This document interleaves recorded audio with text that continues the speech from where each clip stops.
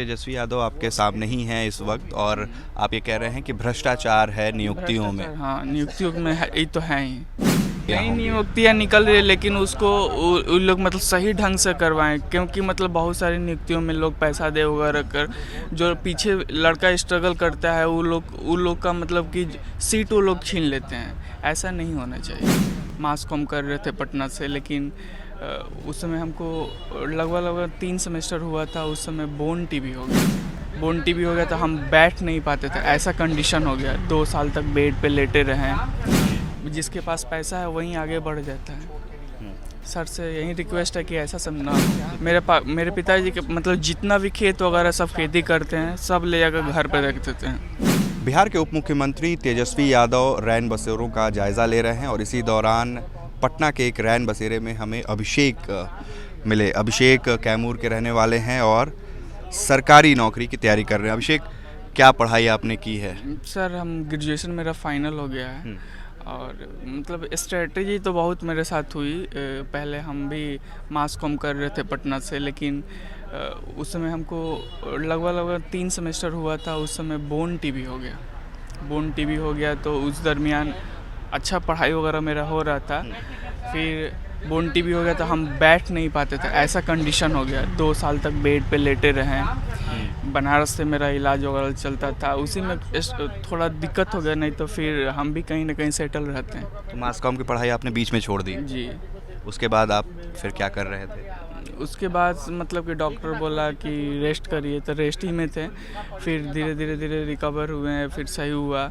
तो अभी आप तैयारी कर रहे हैं 2-2.5 साल से। किस चीज़ की तैयारी कर रहे हैं? इसी सब का मतलब कि जनरल कंपटीशन वगैरह का। तो आप पटना रहते हैं, कैमूर रहते हैं? सर घर रहते हैं। कैमूर रहते हैं। पटना आप किस मौके पर आते हैं?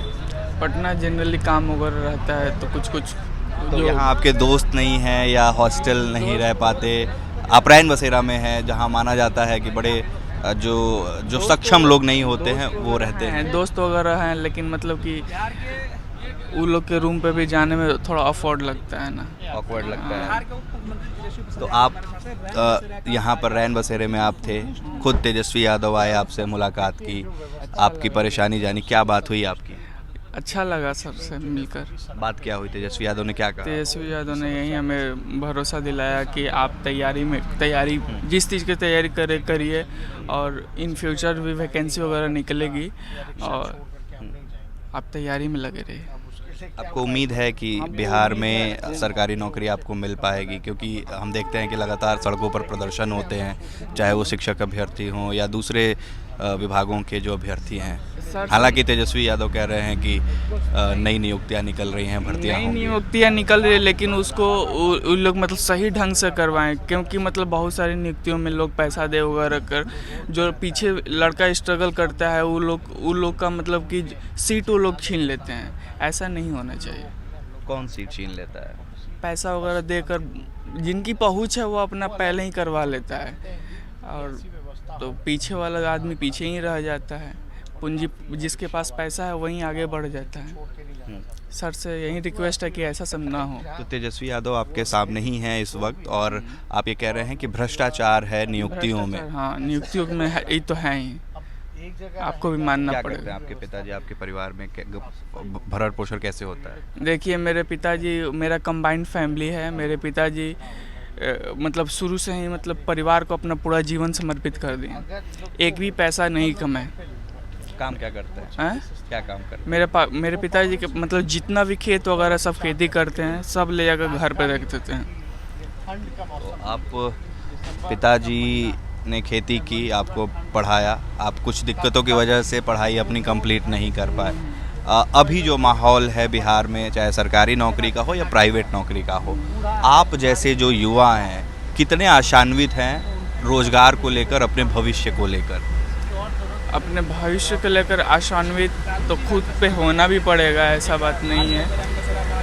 वहीं तैयारी वगैरह में भी लगे हुए हैं और सर से यही रिक्वेस्ट है कि कुछ इसके अलावा अगर जॉब भी नहीं है तो इसके अलावा भी कुछ करना चाहिए, क्योंकि कैमूर इतना मतलब अच्छा जगह है, उसको पर्यटन की दृष्टि से भी लोग अगर उसको ब्रांडिंग करेंगे तो भी वहाँ पे भी बहुत सारा रोजगार आप कह रहे हैं कि नौकरी के अलावा रोजगार का भी सृजन होना चाहिए, चाहे वो स्वरोजगार हो या सरकार युवाओं को रोजगार करने के लिए प्रोत्साहन करे, मदद करे। क्योंकि मतलब कि हम सुनते आए हैं बचपन से कि जब हम लोग छोटे थे, चाहे मतलब कि उस समय एक डालमिया चलती थी फैक्ट्री, वो आज बिल्कुल बंद हो गई है। सरकार उस पर भी ध्यान देना पड़ेगा कि मतलब कुछ कुछ फैक्ट्रियाँ वगैरह स्टार्ट की जाए। मतलब कि ज़्यादा अगर बड़ा रूप में नहीं हो रहा है, छोटा ही रूप में स्टार्ट किया जाएगा, मतलब बहुत कम लोगों को जॉब वगैरह मिले। तो अभिषेक जो कि कैमूर के रहने वाले हैं, 2-2.5 साल से नौकरी में तैयारी कर रहे हैं, इनका कहना है कि सरकारी नियुक्तियों में जो भ्रष्टाचार होता है उस पर रोक लगे, साथ ही साथ नौकरियों के अलावा सरकार रोजगार सृजन पर भी ध्यान दे। उत्कर्ष कुमार सिंह, अनसीन इंडिया, पटना।